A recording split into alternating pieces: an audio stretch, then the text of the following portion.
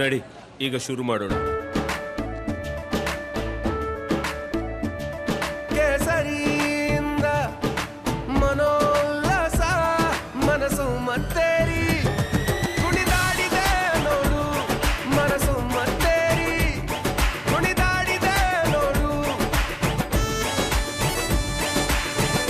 ಕ್ಷಣ ಕ್ಷಣವೂ ಆಚರಿಸಿ ಕೇಸರಿ ಹಬ್ಬ. ವಿಮಲ್ ಬಾಯಲ್ಲಿ ಹೇಳಿ ಕೇಸರಿ. ರಾಹುಲ್ ಗಾಂಧಿ ವಿರುದ್ಧ ಮಾನನಷ್ಟ ಕೇಸ್ ವಿಚಾರಕ್ಕೆ ಸಂಬಂಧಪಟ್ಟಂತೆ ಹೋಟೆಲ್ನಿಂದ ಕೋರ್ಟ್ನತ್ತ ರಾಗ ಹೊರಟಿದ್ದಾರೆ. ಕೆಲವೇ ಕ್ಷಣಗಳಲ್ಲಿ ಕೋರ್ಟ್ಗೆ ರಾಗ ಹಾಜರಾಗಲಿಕ್ಕಿದ್ದಾರೆ.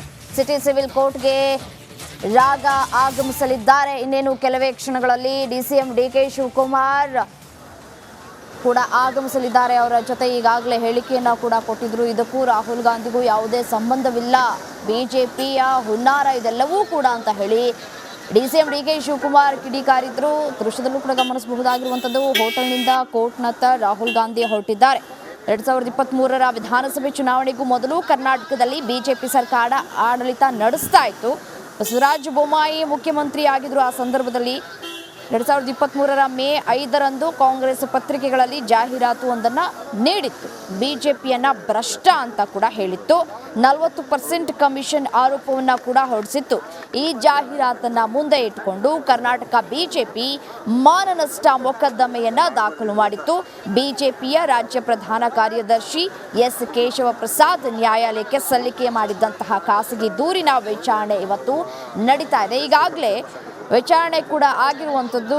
ಆ ಸಂದರ್ಭದಲ್ಲಿ ಜೂನ್ 1ರಂದು ಕೋರ್ಟ್ಗೆ ಖುದ್ದು ಹಾಜರಾಗಿದ್ದರು CM Siddaramaiah, DCM DK Shivakumar ಹಾಜರಾಗಿ ವಿಚಾರಣೆಯನ್ನು ಎದುರಿಸಿ ಜಾಮೀನನ್ನು ಕೂಡ ಪಡೆದುಕೊಂಡಿದ್ರು.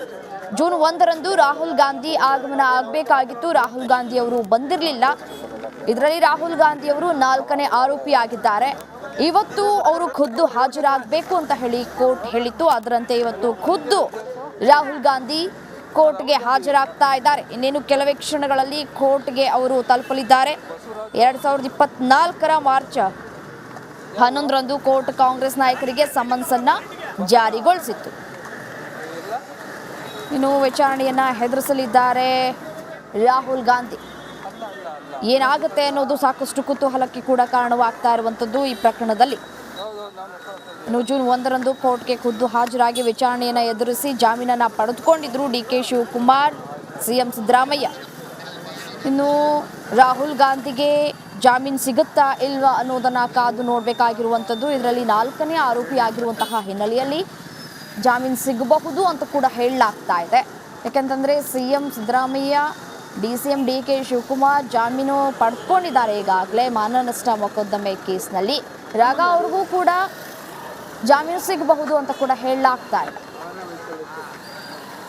ಇದೇ ವಿಚಾರಕ್ಕೆ ಸಂಬಂಧಪಟ್ಟಂತೆ ಮತ್ತಷ್ಟು ಡೀಟೇಲ್ಸ್ ಕೊಡ್ತಾರೆ ನನ್ನ ಕಲೀಗ್ ಮಾದೇಶ್ ದೂರವಾಣಿ ಸಂಪರ್ಕದಲ್ಲಿದ್ದಾರೆ. ಏನು ಮಾದೇಶ್, ವಿಚಾರಣೆಗೆ ಹಾಜರಾಗೋದಕ್ಕೆ ರಾಹುಲ್ ಗಾಂಧಿ ಆಗಮನ ಆಗಿದೆ. ಇನ್ನೇನು ಕೆಲವೇ ಕ್ಷಣಗಳಲ್ಲಿ ಕೋರ್ಟ್ನತ್ತ ಆಗಮಿಸ್ತಾ ಇದ್ದಾರೆ ರಾಹುಲ್ ಗಾಂಧಿ. ಈ ಒಂದು ಪ್ರಕರಣದಲ್ಲಿ 4ನೇ ಆರೋಪಿ ಆಗಿದ್ದಾರೆ ರಾಹುಲ್ ಗಾಂಧಿ. ವಿಚಾರಣೆ ಯಾವ ರೀತಿಯಾಗಿ ನಡೀಬಹುದು, ಅವರಿಗೆ ಜಾಮೀನು ಸಿಗುತ್ತಾ, ಹೇಗೆ ಅಂತ?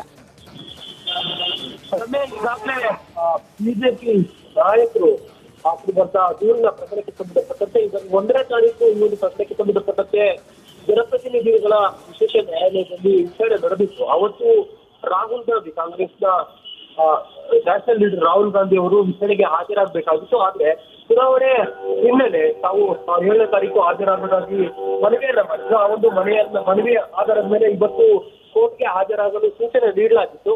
ಅದರ ಆಧಾರದ ಮೇಲೆ ಇವತ್ತು ಕೋರ್ಟ್ಗೆ ಹಾಜರಾಗುವಂತ ಕೆಲಸವನ್ನ ರಾಹುಲ್ ಗಾಂಧಿ ಮಾಡ್ತಿದ್ದಾರೆ. ಈಗಾಗಲೇ ಈ ಒಂದು ಪ್ರಕರಣದಲ್ಲಿ ಇಬ್ಬರಿಗೂ ಕೂಡ ಅಂದ್ರೆ ಡಿಸಿಎಂ ಡಿಕೆ ಶಿವಕುಮಾರ್ ಮತ್ತೆ ಸಿಎಂ ಸಿದ್ದರಾಮಯ್ಯ ಅವರಿಗೂ ಕೂಡ ಈ ಒಂದು ಪ್ರಕರಣದಲ್ಲಿ ವಿಚಾರಣೆಗೆ ಹಾಜರಾಗಲು ಸೂಚನೆ ನೀಡಲಾಗಿತ್ತು. ಹಾಜರಾಗಿ ಅವರಿಬ್ಬರಿಗೂ ಕೂಡ ಜಾಮೀನು ಸಿಕ್ಕಿದೆ. ಇವತ್ತು ಕೋರ್ಟ್ನಿಂದ ಸಮನ್ಸ್ ಹಿನ್ನೆಲೆ ರಾಹುಲ್ ಗಾಂಧಿ ಅವರು ಕೂಡ ವಿಚಾರಣೆಗೆ ಹಾಜರಾಗ್ತಿದ್ದಾರೆ. ಹಾಜರಾದ್ಮೇಲೆ ಅವ್ರಿಗೂ ಕೂಡ ಈ ಒಂದು ಪ್ರಕರಣದಲ್ಲಿ ಜಾಮೀನು ಸಿಗುವ ಸಾಧ್ಯತೆ ಇದೆ. ಯಾಕಂದ್ರೆ ಈ ಒಂದು ಪ್ರಕರಣದಲ್ಲಿ ರಾಹುಲ್ ಗಾಂಧಿ ಅವರು 4ನೇ ಆರೋಪಿ ಆಗಿರೋದ್ರಿಂದ ಈಗಾಗಲೇ 1 ಮತ್ತು 2ನೇ ಆರೋಪಿಗಳಿಗೆ ಜಾಮೀನು ಸಿಕ್ಕಿದೆ. ಹೀಗಾಗಿ ಸಾಮಾನ್ಯವಾಗಿ 4ನೇ ಆರೋಪಿ ಸ್ಥಾನದಲ್ಲಿರುವಂತಹ ರಾಹುಲ್ ಗಾಂಧಿ ಅವ್ರಿಗೂ ಕೂಡ ಜಾಮೀನು ಸಿಗುವಂತ ಸಾಧ್ಯತೆ ಇದೆ. ಸದ್ಯಕ್ಕೆ ಇನ್ನು ಕೂಡ ರಾಹುಲ್ ಗಾಂಧಿ ಅವರು ಕೋರ್ಟ್ನ ಮುಂದೆ ಹಾಜರಾಗಬೇಕಿದೆ. ಹಾಜರಾದ ನಂತರ ಒಂದಷ್ಟು ಡೆವಲಪ್ಮೆಂಟ್ ಕೂಡ ಆಗ್ಬೇಕಿದೆ. ರಮ್ಯಾ, ಧನ್ಯವಾದ ತಮ್ಮ ಮಾಹಿತಿಗಾಗಿ ಮಾದೇಶ್. ದೃಶ್ಯದಲ್ಲಿ ಗಮನಿಸಬಹುದಾಗಿರುವಂಥದ್ದು ಸಿಟಿ ಸಿವಿಲ್ ಕೋರ್ಟ್ನತ್ತ ಆಗಮಿಸ್ತಾ ಇದ್ದಾರೆ ರಾಹುಲ್ ಗಾಂಧಿ. ಸಾಕಷ್ಟು ಬಿಗಿ ಭದ್ರತೆಯನ್ನು ಕೂಡ ಮಾಡಿಕೊಳ್ಳಲಾಗಿರುವಂಥದ್ದು. ಯಾವುದೇ ಅಹಿತಕರ ಘಟನೆಗಳು ಆಗದಂತೆ ಮುನ್ನೆಚ್ಚರಿಕಾ ಕ್ರಮವನ್ನು ಕೂಡ ತೆಗೆದುಕೊಳ್ಳಲಾಗಿದೆ. ರಾಹುಲ್ ಗಾಂಧಿಯವರ ಆಗಮನ ಆಗಿದೆ, ಕೋರ್ಟ್ಗೆ ಅವರು ಹಾಜರಾಗಿದ್ದಾರೆ. ದೃಶ್ಯದಲ್ಲಿ ಗಮನಿಸ್ತಾ ಇದ್ದೀರಿ, ಸಿಟಿ ಸಿವಿಲ್ ಕೋರ್ಟ್ಗೆ ರಾಹುಲ್ ಗಾಂಧಿಯವರ ಆಗಮನ ಆಗಿದೆ.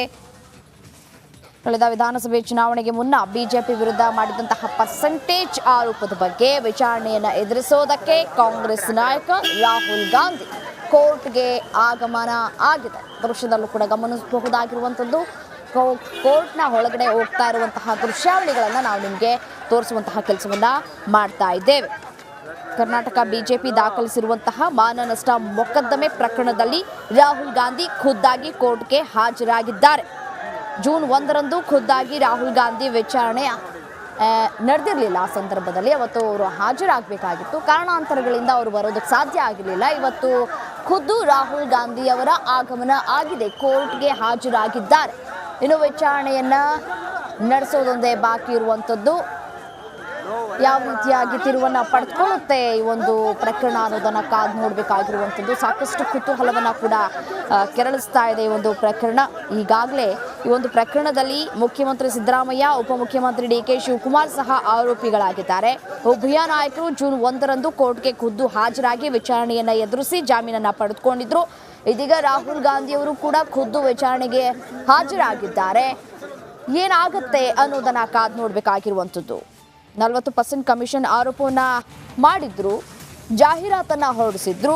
ಈ ಜಾಹೀರಾತು ಮುಂದೆ ಇಟ್ಕೊಂಡು ಕರ್ನಾಟಕ ಬಿಜೆಪಿ ಮಾನನಷ್ಟ ಮೊಕದ್ದಮೆಯನ್ನು ದಾಖಲು ಕೂಡ ಮಾಡಿತ್ತು. ಬಿಜೆಪಿಯ ರಾಜ್ಯ ಪ್ರಧಾನ ಕಾರ್ಯದರ್ಶಿ ಎಸ್ ಕೇಶವ್ ಪ್ರಸಾದ್ ನ್ಯಾಯಾಲಯಕ್ಕೆ ಸಲ್ಲಿಕೆ ಮಾಡಿದಂತಹ ಖಾಸಗಿ ದೂರಿನ ವಿಚಾರಣೆ ಇವತ್ತು ನಡೀತಾ ಇದೆ. ರಾಹುಲ್